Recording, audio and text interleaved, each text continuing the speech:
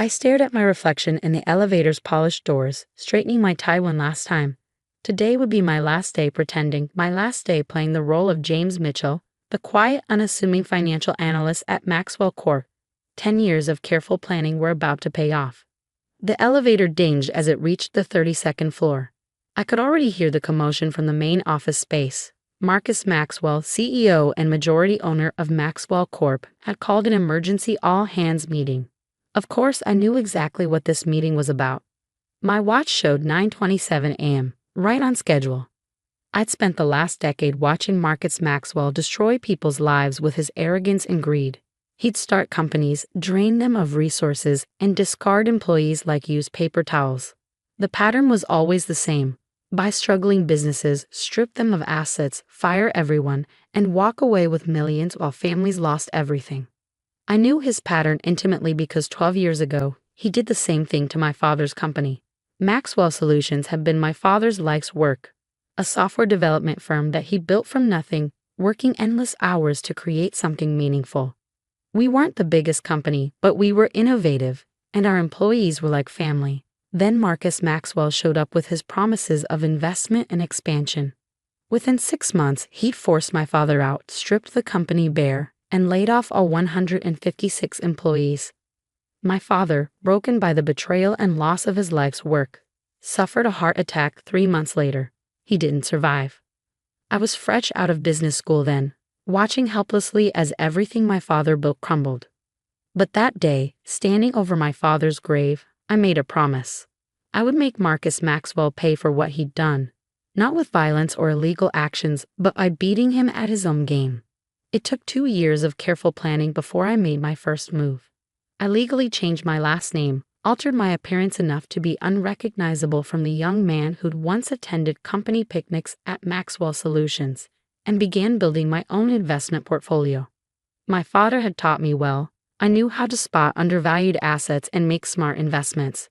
I started small, buying shares in struggling companies that I knew Maxwell would target. Then I'd sell before he could strip them, using the profits to buy more shares in other companies. Slowly, methodically, I built my wealth. But my real masterpiece was the building we were standing in right now. 5 years ago, when Maxwell Corp was looking for new office space, I created a shell company that purchased this entire building through a complex series of transactions. The price was steep, $120 million. But I knew Maxwell's ego would make him desperate to have the most prestigious address in the city. He signed a lease without realizing that every month, his exorbitant rent payments were going straight into my accounts. Now, standing in the crowded conference room, I watched as Marcus Maxwell strutted to the front, his expensive Italian suit and carefully styled gray hair radiating authority. Behind him, his son Derek, who he'd recently made COO, smirked at me from his position by the wall.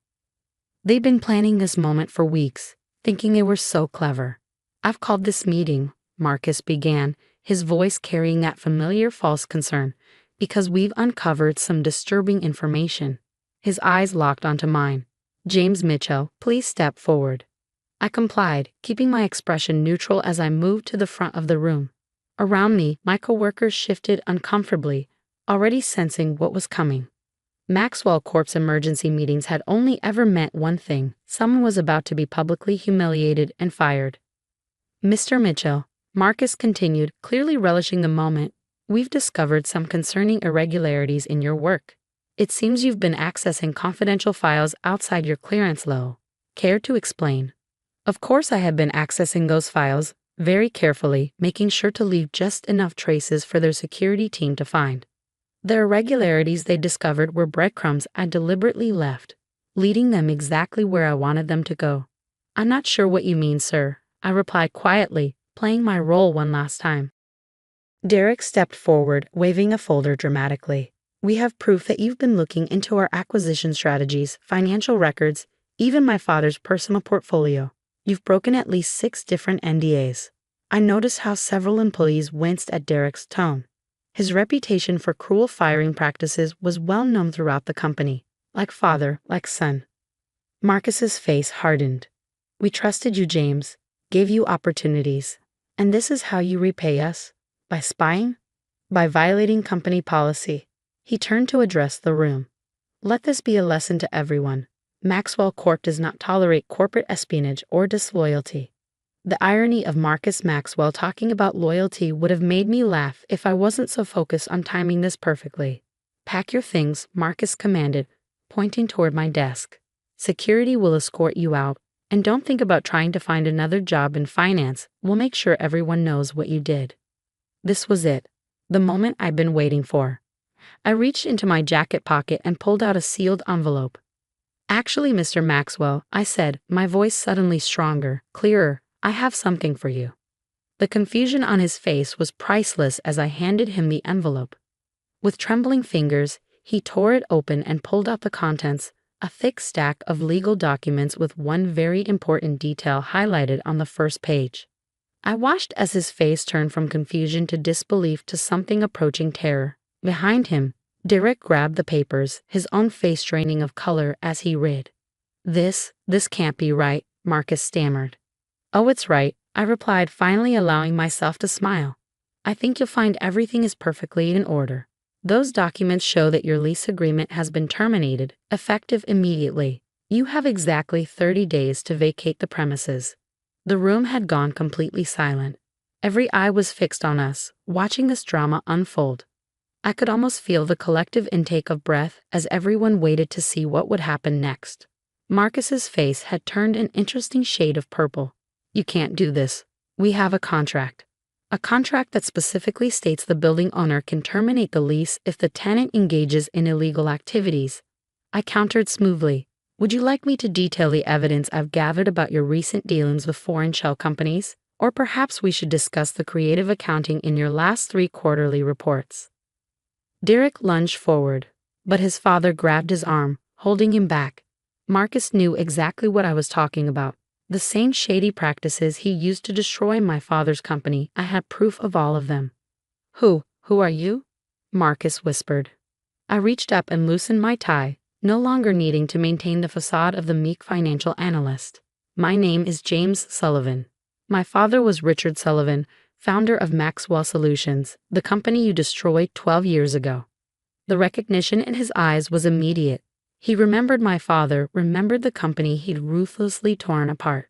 Around us, whispers started spreading through the crowd as employees began connecting the dots. That's impossible, Derek spat. Sullivan's son disappeared years ago. I didn't disappear, I corrected him. I planned, I waited, I worked. And now, I own this building. In fact, I pulled another document from my pocket. I own quite a bit more than that. The second document I handed them showed just how many shares of Maxwell Corp I'd managed to acquire through various shell companies over the years. It wasn't enough for a controlling interest yet, but it was enough to cause serious problems if I decided to sell them all at once. Marcus's hands were shaking as he looked at the numbers. What do you want? But before I could answer, the elevator dinged and a team of security guards, my security guards, stepped into the room. The same guards who had been working in the building for years, quietly loyal to the real owner, not the tenant.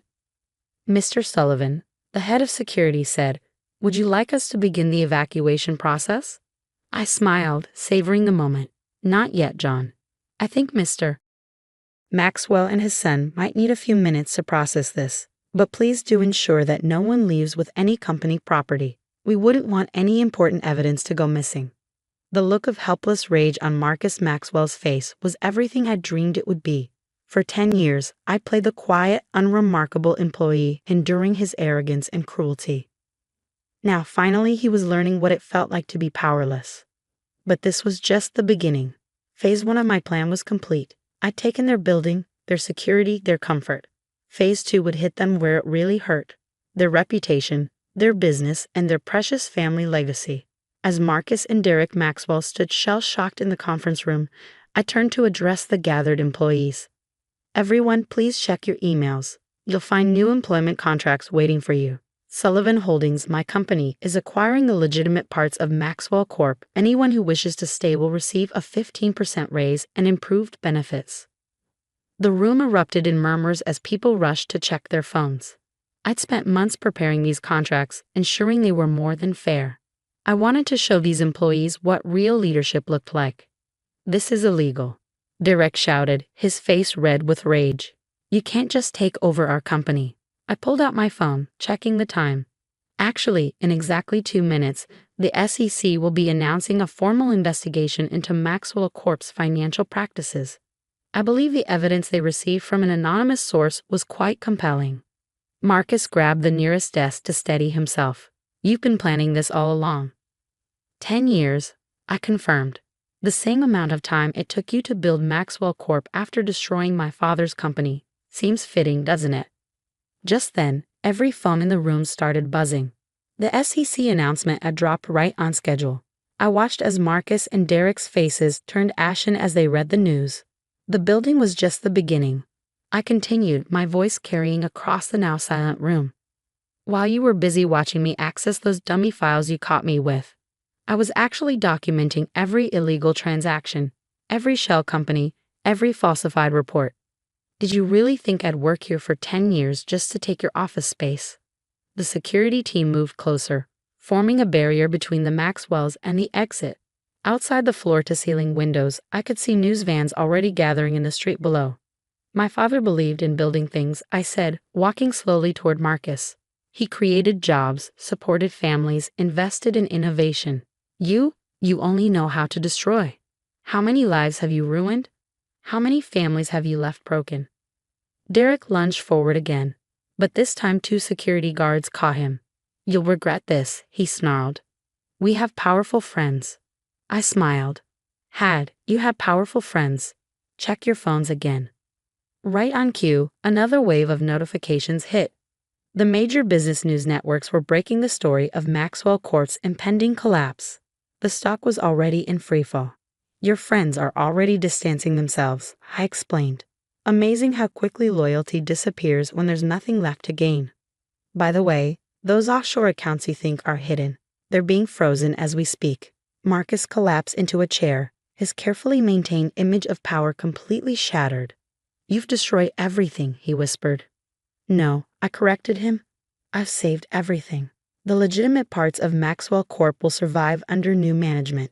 The employees will keep their jobs with better conditions. Only the corrupt parts, your parts, are being destroyed. I turned back to the employees, many of whom were still staring at their phones in disbelief. Those who choose to stay will be part of something new. We'll build a company that creates value, not one that destroys it. The choice is yours. Sarah Chen, a brilliant programmer who'd been constantly overlooked by the Maxwells, stood up. I'm staying, she announced firmly. Others quickly followed her lead, a chorus of I'm staying filling the room. Derek, watching his inherited power base crumble, finally broke. Dad, do something, he pleaded.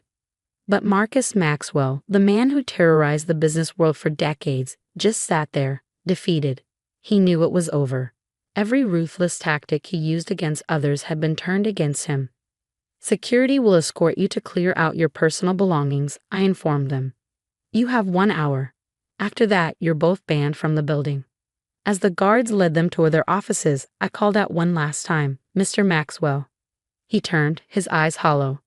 My father's heart attack? It wasn't just from stress. He discovered your plan to raid the company pension fund. He was going to expose you, wasn't he? That's why you moved up the timeline. The guilt in his eyes told me everything. After all these years, I finally had confirmation of what I'd long suspected. The employees you fired, they never got their full pensions. I've spent years tracking them down. They'll be receiving checks next week for everything they're owed, plus interest. That was the final blow. Marcus Maxwell, the corporate raider who'd built his fortune on broken dreams, shuffled away like a beaten dog, his son trailing behind him. The next few hours were a blur of activity. News crews tried to get into the building, but security kept them at bay.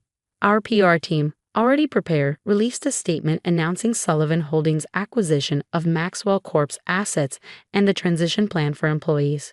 By evening, I stood in what had been Marcus Maxwell's corner office, watching the sunset paint the city skyline in shades of gold.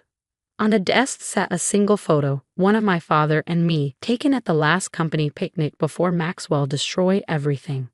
We did it, Dad, I whispered, touching the frame gently. We made it right. A knock at the door interrupted my thoughts. It was Sarah Chen, holding a stack of papers. Mr. Sullivan. The transition team is ready for you. Please call me James, I said, turning away from the window. We have a lot of work ahead of us. She nodded, a small smile playing at her lips. The employees are calling it the greatest corporate takedown they've ever seen. I shook my head. It's not about the takedown. It's about what we build next. My father always said a company is more than balance sheets and profit margins. It's about people, innovation, and doing things right. As we walked out to meet the transition team, I felt a weight lift from my shoulders. 10 years of careful planning, of maintaining my cover, of watching Marcus Maxwell hurt people, it was finally over. The next morning, as I walked through the lobby of my building, truly my building now, I saw the maintenance team taking down the Maxwell Corp sign. In its place, they were installing a new one, Sullivan Technologies. Employees nodded respectfully as I passed, no longer seeing the quiet analyst but recognizing the owner who'd orchestrated the most incredible corporate revenge story in recent memory. But I knew the real work was just beginning. Marcus and Derek Maxwell would face justice for their crimes. The SEC investigation would ensure that. But more importantly, we would rebuild something meaningful from the ashes of their corruption. My father had taught me that success isn't just about making money, it's about making a difference. As I stepped into my new office, I smiled at his photo on my desk. The Maxwells had spent decades tearing things down. Now it was time to start building them back up. Sometimes I realized the best revenge isn't just about destroying your enemies. It's about creating something better in place of what they tried to destroy. And that's exactly what I intended to do.